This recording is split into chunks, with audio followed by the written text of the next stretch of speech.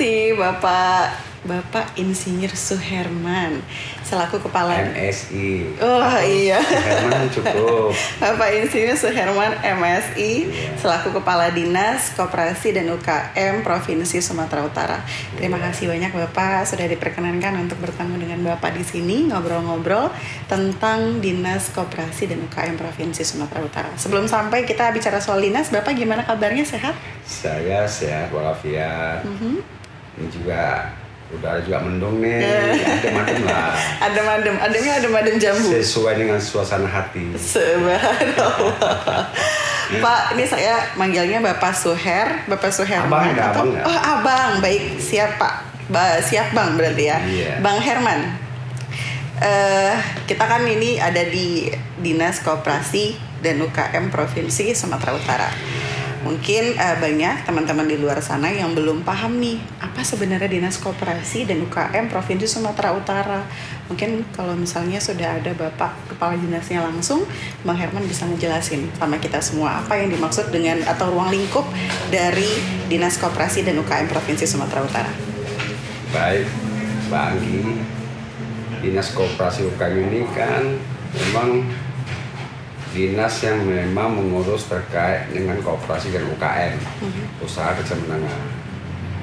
Nah, itu sesuai dengan tupoksinya Dinas Koperasi UKM ini, indikator daripada kinerja utamanya itu mendorong mewujudkan koperasi yang tangguh mandiri untuk kesejahteraan para anggota koperasi itu sendiri.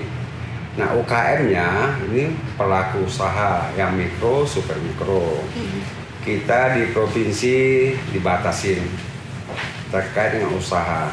Nah, kita pada usaha sampai kecil. Kalau sudah menengah itu urusan kementerian. Nah, itu sementara itu yang bisa saya sampaikan. Itu ruang lingkupnya ya. Ruang lingkupnya. Dan kalau misalnya sejauh ini, kalau saya tidak salah kan Bapak sudah memegang amanah ini kan per Februari 2021, betul ya Pak ya? Ya, betul. Nah, sejauh ini selama Bapak berada di dinas ini, apa yang sudah dilakukan Pak? Mungkin bisa sedikit cerita untuk koperasi apa yang sudah dilakukan, kemudian UKM apa yang sudah dilakukan, begitu.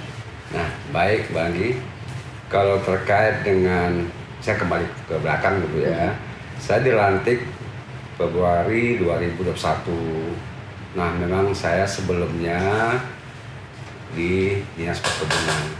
Dinas Perkebunan dengan koperasi itu ada benang merahnya. Oke. Apalagi terkait dengan koperasi. Ya. Nah, dalam perjalanannya sampai ke bulan 11 ini, 2021, kita Dinas Koperasi UKM juga sudah banyak berbuat. Pertama terkait koperasi dulu. Yeah. Kita banyak sudah mengembangkan koperasi, apalagi koperasi yang sektor real. Nah, sektor real ini juga ada membidangi sektor jasa, sektor produksi, sektor konsumen. Itu bisa kita bilang bidang-bidangnya. Ada juga koperasi yang simpan pinjam, KSP. Nah, kita juga halu-halukan kita bilang ya, kita menganjurkan kepada koperasi KSP tersebut agar supaya beralih ke koperasi sektor real. Nah, kenapa?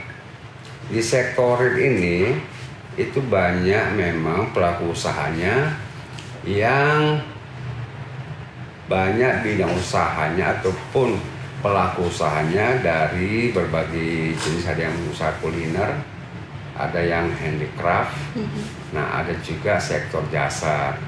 Tapi di koperasi simpan pinjam itu cuma mutlak simpan pinjam. Nah, di sini juga tidak adanya transparan, apalagi sekarang ya, transparan antara pengurus koperasi simpan pinjam dengan unsur anggotanya. Apalagi sekarang dengan adanya, kita melebar nih ceritanya nih, melebar nih. Nah, apalagi sekarang ini perbankan khususnya itu juga ada namanya kredit usaha rakyat ya, yang mempunyai skala bunganya sangat kecil. Nah, sementara di koperasi simpan pinjam itu jasa atau bunganya itu kan terlalu besar. Itu sekitar 2-3% satu bulan. Nah, di koperasi usaha rakyat, di kredit usaha rakyat maaf ya, itu bunganya sangat kecil gitu. Cuma 0,4, 0,3 satu bulan. Nah, makanya banyak sekarang beralih itu para pelaku usaha meminjam dengan fasilitas dari perbankan itu KUR. Nah, akhirnya lama-lama nih koperasi KSP tertinggal loh. Nah, makanya kita minta berharap kepada semua koperasi simpan pinjam melakukan peralihan ke koperasi sektorial. Nah, itulah upaya yang kita laksanakan di bidang koperasi. Nah, kalau UKM kita banyak buat sudah. Apalagi dengan ini pandemik ya, COVID ya. Itu memang sangat berpengaruh terhadap para pelaku UKM. Dan memang yang merasakan itu memang pelaku UKM keterpurukannya dengan situasi ekonomi sekarang. Upaya apa yang kita lakukan di Koperasi UKM? Kita coba mendorong para pelaku dengan melakukan pembinaan, pendampingan. Nah, pendampingan gimana? Kita ada pendampingan namanya pendampingan pemasaran, pendampingan untuk IT, itu terkait dengan digitalisasi. Nah, beberapa hal sudah kita lakukan. Kita juga sudah buat kerjasama dengan Grab. Gimana caranya supaya pelaku UKM masuk ke pasar digital melalui Grab.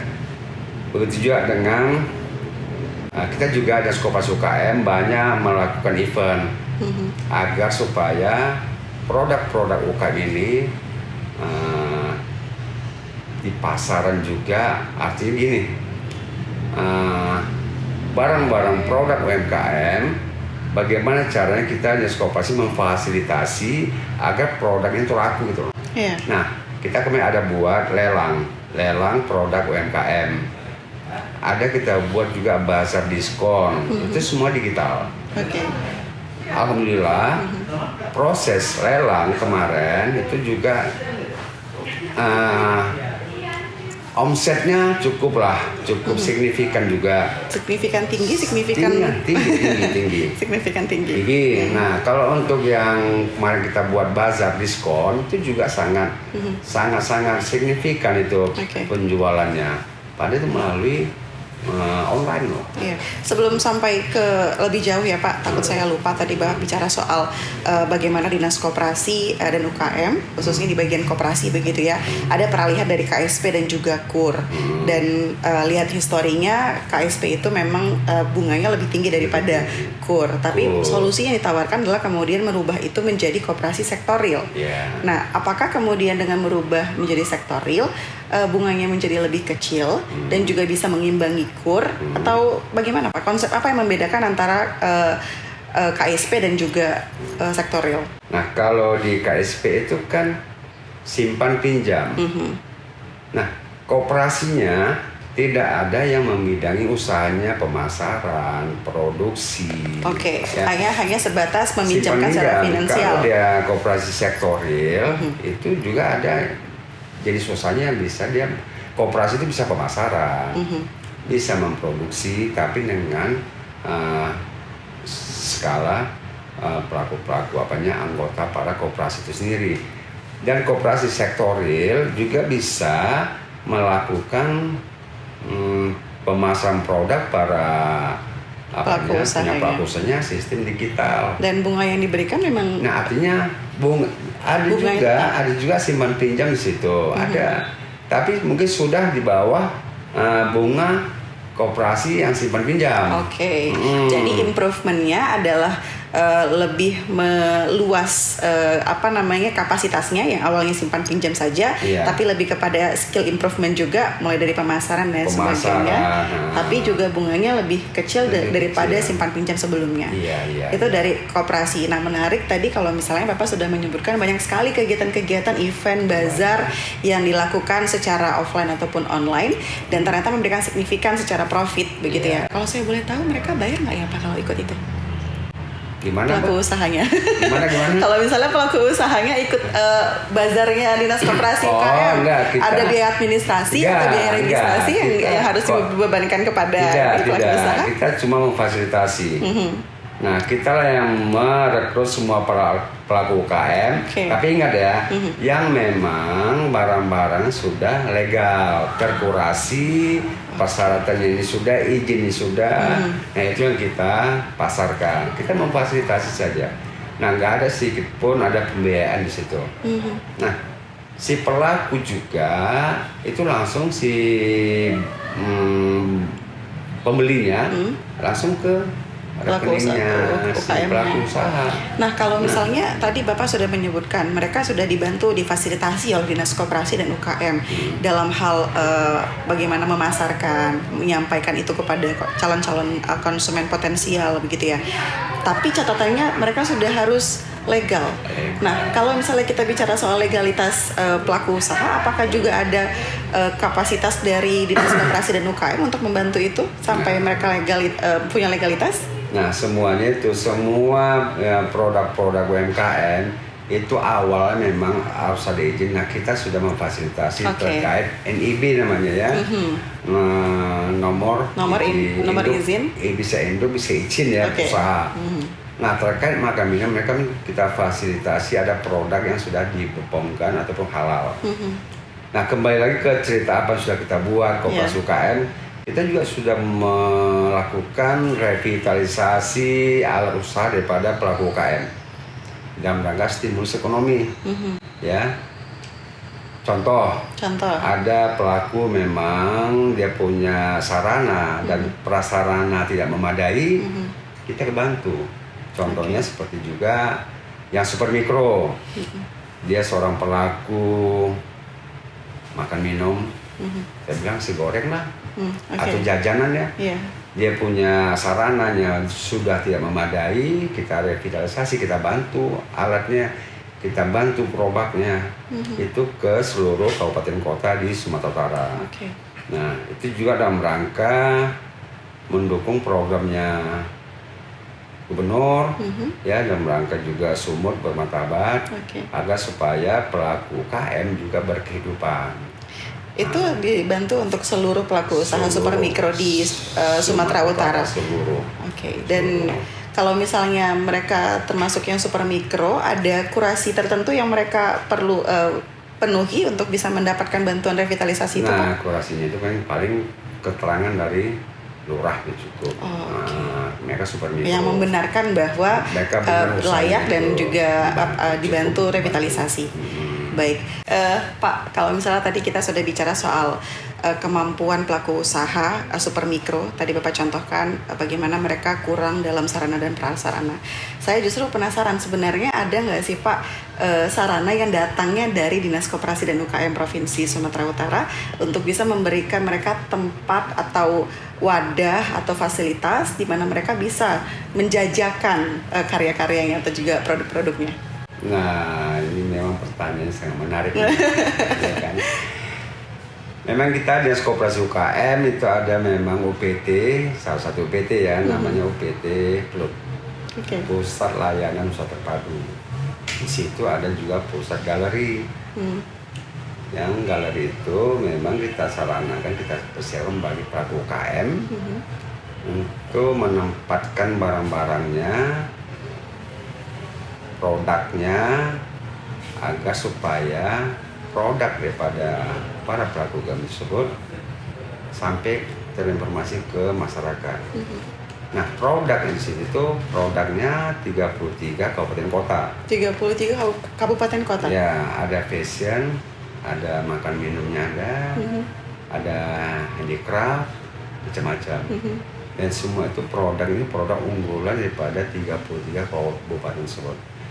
Nah, terkait dengan kita buat ada lelang kemarin, kita buat bazar kemarin, bazar diskon, itu semua produk itu di galeri. Nah, dari situlah galeri itu kita tumbuhkan terus, kita buat event agar supaya galeri ini kan selama ini galeri diam gitu loh, bukan diam sih, kurang terinformasi ke masyarakat. Nah sekarang kita coba menggali itu dengan menampilkan beberapa macam event dan kita infokan melalui sosial media. Oke. Nah melalui Instagramnya koperasi, melalui webnya koperasi dan sosial media Facebook segala macam. Alhamdulillah sekarang itu sudah alhamdulillah ya sudah ada perkembangannya dan masyarakat juga sudah tahu. Dan akhir-akhir ini pun banyak sudah pengunjung yang datang ke galeri. Oke, jadi memang dari awal galeri itu dimaksudkan untuk mengundang para pengunjung untuk melihat-lihat dan membeli, begitu ya? Tempat produknya para pelaku UKM. Iya, iya. Gitu. Kalau misalnya saya boleh tanya sedikit Pak, kalau misalnya tadi Bapak sebutkan fashion, handcraft, terus juga kuliner, boleh Bapak sebutkan yang paling best of the best atau paling populer itu UKM apa, bergerak di bidang apa yang mengungguli Sumatera Utara? Sekarang saya rasa ulos tenunan. Itu dikemas dalam bentuk seperti apa Pak? Ada yang sudah jadi, ada yang dipajang di display, dan kita juga sudah, gimana saya bilang, kalau ulos sama tenun itu kan memang barang yang memang yang ciri khas lokal Sumatera Utaranya kuat gitu ya. Nah waktu kita juga melaksanakan lelang ataupun bazar diskon, itu memang paling banyak itu produk tenun dan ulusnya yang paling diminati dan paling laku. Ya. Nah juga kemarin juga begitu acaranya Dekranas ya. Itu juga ulos di Desa Meat Toba ya. Itu juga Dekranas Pusat sama Dekranas Sumur. Nah Ibu Ketua Bu Hadja Nawal Lubis itu juga memang Ketua Dekranas kita Provinsi Sumatera Utara yang juga hadir di acara pesta tenun ulos yang di Desa Miat juga dihadiri oleh Ibu Menteri Koperasi UKM selaku bidang manajemennya Dekranas Pusat. Nah saya makanya kalau terkait ulos maupun tenun di galeri kita cukup bervariasi dan cukup banyak gitu. Dan itu memang diminati sama tamu-tamu kita dari luar. Ya, baik dari luar Sumur gitu ya. Maupun dari yang lokal, Sumatera Utara. Saya justru mau nanya itu, apakah sudah ada produk-produk Sumatera Utara yang sampai sampai ekspor ke luar negeri mungkin? Kalau ekspor pasti sudah ada. Sudah ada. Sudah. Nah, kita juga sekarang ini acara di Jakarta ada nih acara Dekranas. Terkait dengan rumah kreasi asri. Nah itu tenun, ulos itu lagi di kantor di gedung Dekranas Pusat. Itu yang kita bawa kemarin, kita kirim itu semua produknya ulos. Ulos kabupaten kota. Itu untuk acara rumah kreasi asri itu. Kalau misalnya untuk ekspor sendiri, Pak? Kalau ekspor saya rasa ada, tapi data lengkap saya juga belum ada sama saya, tapi itu ada. Dan banyak juga tamu-tamu luar. Nah, kita juga sering kedatangan tamu dari luar negeri nih. Tim ekonominya kemarin dari Belanda ada, dari Bulgaria ada, tapi acaranya di kantor gubernur. Dan selalu menampilkan ulos. Itu sangat dominan itu yang tamu-tamu tim ekonomi dari luar. Iya. Jadi bukan hanya fokus pada target penjualan, pengiriman secara jarak begitu ya. Artinya mengirimkan dengan cara ekspor ke sana, tapi justru mengenalkan ketika banyak orang asing yang datang tamu-tamu ke Sumatera Utara. Ekonomi dari luar negeri. Selalu kita kenalkan itu. Kalau misalnya untuk kuliner atau yang lain-lain gimana Pak? Cukup banyak. Yang ekspor juga ada. Yang apalagi produk kopi ya. Nah, produk kopi, produknya keripik banyak tuh. Kalau misalnya kita tadi sudah bicara soal ruang lingkup ya, dinas koperasi, terus juga UKM-nya gitu, dan apa yang sudah dilakukan dan bagaimana tadi Bapak sudah menyebutkan juga ada improvement yang dilakukan baik dari segi perubahan atau peralihan ya dari KSP ke sektor real, kemudian juga ada pembinaan, pelatihan gitu. Permodalan itu gimana? Permodalan Itu untuk calon pelaku usaha UKM tuh. Nah, atau pelaku usaha yang ingin membesarkan usahanya. nah kalau terkait dengan itu, kita kembali cerita awal dulu.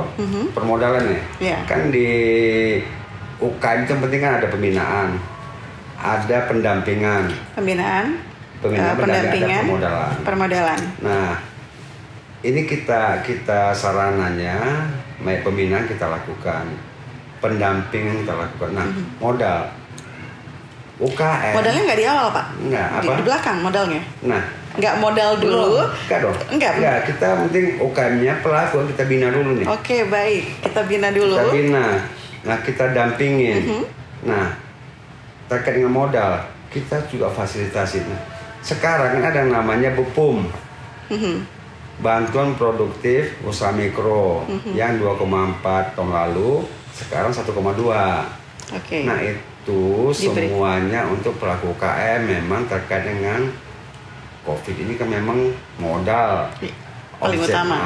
Kenapa penjualannya macet kan?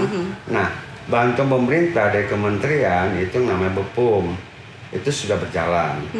Nah, ada juga terkait dengan tadi itu KUR, difasilitasi KUR bunga kecil. Coba saya ingin memahami lebih dalam lagi terkait dengan 3 hal yang Bapak sampaikan tadi. Ini adalah 3 tahap yang dikerahkan oleh Dinas Koperasi UKM Sumut untuk pelaku usaha yang mungkin baru memulai dari nol. Ini kalau baru dari nol kita tidak lakukan ini. Kenapa? Yang penting kalau udah tumbuh, mereka jalan. Nah, di mana macetnya baru kita masuk. Gitu. Makanya permodalan masuk di akhir, begitu ya. Iya. Jadi tiga hal besar yang dilakukan oleh Dinas Koperasi dan UKM ini untuk pelaku usaha yang sudah existing, tapi mau ngeboost lagi, mau level up lagi posisi usahanya. Makanya kapasitasnya yang pertama adalah pembinaan. Itu ada tim pembina yang diberikan kepada masing-masing pelaku usaha atau per distrik atau kabupaten, Pak. Kita di provinsi ada menyiapkan tim itu, ada tim pembinaan, pendampingan. Nah, pendampingan dalam rangka memfasilitasi permodalan juga ada itu. Nah, maka pelaku itu kita fasilitasi perbankan. Nah, sekarang sudah ada yang memang lagi prosesnya kredit ataupun akad kredit. Ada sudah memang mendapatkan fasilitas itu. Cukup banyak. Ada juga, tapi ini memang skalanya gede. Apa tuh, Pak? Itu LPDB namanya. LPDB? Lembaga Penyaluran Dana Bergulir. LPDB. Ya. Itu diserahkan kepada siapa? Itu langsung ke koperasi. Koperasi ya. Kalau LPDB itu juga merangkak. Makanya koperasi itulah emang sektor real. Dia dapat bantuan LPDB, dia salurkan ke anggotanya yang selaku pelaku usaha mikro ataupun pelaku UKM. Iya. Tadi sebenarnya di awal kita sudah komitmen manggil Bang Herman, tapi ternyata sampai akhir diskusi saya tetap memanggil Bapak ya, Pak ya. Nggak apa-apa ya Pak Herman ya. Nggak apa-apa, aman Pak. Iya, jadi saya jadi cukup nambah wawasan terkait dengan dinas. Saya tambahkan dikit lah. Boleh Pak. Ya, dinas kita kembali kan kalau cerita koperasi UKM udah sampai di ujung nih, kita bisa kembali ke awal gitu loh. Menguatkan yang di ujung. Nah, koperasi UKM ini memang ada bidang UKM-nya, ada bidang koperasinya, ada bidang kelembagaannya, ada juga bidang pengawasan. Ya. Nah, ada 2 PLUT, ada 2 OPT gitu, 2 OPT, PLUT dan Balakop pelatihan. Nah, kita di koperasi UKM sampai dengan akhir nanti Desember itu cukup banyak kita buat pelatihan bagi koperasi dan UKM. Baik itu kalau koperasinya pelatihan terkait pembukuan, koperasi terkait dengan digitalisasi. Nah, UKM-nya apa? Kita BIMTEK. Pelaku UKM kita hadirkan, ada yang pelatihan batik, ada juga pelatihan pembukuan. Nah, itu memang di UPT Balakop namanya ya, tuh latihan koperasi. Kita punya itu untuk melaksanakan pelatihan-pelatihan atau BIMTEK bagi ke koperasi dan para pelaku UKM dalam rangka peningkatan sumber daya manusia mereka. Nah ini kan sebenarnya banyak sekali ya Pak, informasi-informasi, kemudian bantuan-bantuan yang bantuan bukan hanya diukur secara finansial ya, tapi justru adalah peningkatan SDA-nya ya, soft skill-nya. Iya. Tapi kalau misalnya saya bilang, Pak ini kita nggak tahu nih Pak informasinya, terus kita harus nyari informasinya kemana Pak? Di Instagram dan di web Koperasi UKM. Semuanya ada di situ? Semuanya terinformasi di situ. Ada di websitenya, ada di Instagramnya. Semua. Jadi kalau misalnya bingung-bingung nanya mau Klik bikin aja. NIB semuanya ada. Klik di web Koperasi UKM ataupun di Instagramnya Koperasi UKM. Iya, oke. Terakhir nih Pak Herman, saya ingin mendengar dari seorang kepala dinas koperasi dan UKM Provinsi Sumatera Utara yang sangat memiliki tantangan untuk bisa mengembangkan dan juga memajukan koperasi dan UKM Provinsi Sumatera Utara, mengingat Februari 2021 menjabat tapi dengan komitmen yang besar dan effort yang luar biasa sampai dengan November 2021 ini. Pesan apa yang ingin Bapak sampaikan untuk bisa mengajak pelaku-pelaku usaha UKM khususnya di Sumatera Utara? Nah sekarang kita memang ada program, kita kaitkan dengan program kementerian ya, yang namanya modernnya koperasi dan digitalisasinya UKM. Nah ke depan 2022 kita coba melakukan secara digitalisasi semuanya koperasi-koperasi memang yang sudah kita, yang koperasi sehat ya, kita menyiapkan sarananya. Bisa bantuan IT, bisa bantuan sarana pasar misalnya laptop. Kenapa? Memang sekarang ini peran pemerintah terkait koperasi UKM itu lebih besar dibandingkan dengan yang di luar negeri.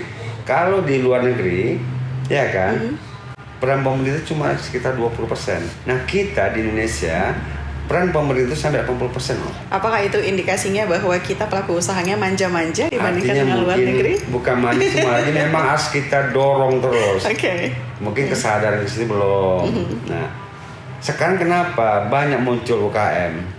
Karena situasi kondisi kan. Ya. Ya, terkait COVID yang korban PHK Banyak. Nah, tanpa kita sadari persentase pertumbuhan UKM ini banyak. Nah, muncul dia gara-gara di PHK.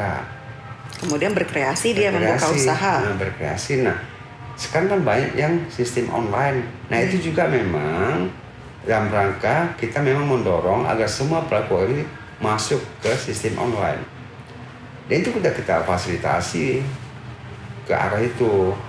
Nah, ke depannya tanpa kita sadari juga, karena mahir nih, tinggal kita mengupgrade. Nah, program apa untuk supaya UKM ini kelas saja? Melalui? Ya, pertama kan harus peningkatan produksinya, aroma, rasa segala macam. Nah, terkait juga dengan pasarnya, ya pasar online itu salah satu memang sarana untuk itu. Nah, ke depan kita berharap koperasi UKM ini sangat mendukung, bukan sangat mendukung saya bilang ya. Kalau saya bilang itu apapun ceritanya pasti didukung. Nah, koperasi UKM salah satu yang mendukung sumut bermartabat. Nah, dalam rangka juga tagline-nya gubernur membangun desa, ya kan, menata kota. Kalaulah semua di pelosok ataupun di kabupaten, kecamatan, desa, para pelaku UKM yang sudah menggeliat dengan situasi sekarang, kita sudah juga melakukan pendamping segala macam. Nah, terbangunnya desa itu kan akan menata kota. Tidak ada lagi cerita urbanisasi kan. Makanya dinas koperasi UKM juga akan selalu bersinergi dengan dinas terkait. Misalnya dinas desa, itu ada BUMDesnya ada, badan usaha milik desanya ada, kita selalu bersinergi ke situ. Juga dengan dinas Perindak. Dinas Perindak kan mengurus hilirnya, industrinya. Kita mempersiapkannya dinas koperasi. Setelah ini jadi dinas Perindak lah yang melanjutkan para teman-teman kita pelaku UKM, apakah berbentuk gimana, apakah harus diekspor, apakah sudah mumpuni untuk ekspor sama macam. Di dinas Perindak lah jatuhnya. Gitu. Dan kalau dapat saya simpulkan tadi Bapak sudah menyebutkan beberapa hal terkait dengan pertanyaan saya terakhir, pesan untuk pelaku-pelaku usaha UKM di Sumatera Utara untuk terus meningkatkan produksi, kuantitas dan juga kualitas, cita rasa, packaging. Itu packaging tuh. Nah, kenapa? Packaging. Bapak setiap saya ada ngomong, Bapak ada lagi. Kita tambah lagi pertanyaannya boleh? Gini loh, cerita dari koperasi UKM ini kalau saya bisa bilang 2 kali 2 bajang nggak bisa habis loh. Oke. Karena berarti harus saja nanti Anggi dan juga Bapak Suherman, Kepala Dinas Koperasi UKM Provinsi Sumatera Utara, jilid 2. Boleh, bisa kita buat aja. Saya akan tagih nanti apa untuk jilid 2. Kita buat di galeri loh. Kita buat di galeri boleh. Di galeri dan tampilannya. Di situ langsung ada background ulos-ulos dan tenun yang tadi Bapak bilang kita kumpulkan di Sumatera Utara. Nah, bagus di sana kita buat. Oke. Saya akan tagih, semoga Bapak menepati janji Bapak. Itu artinya Bapak masih berlama-lama di Dinas Koperasi UKM Provinsi Sumatera Utara.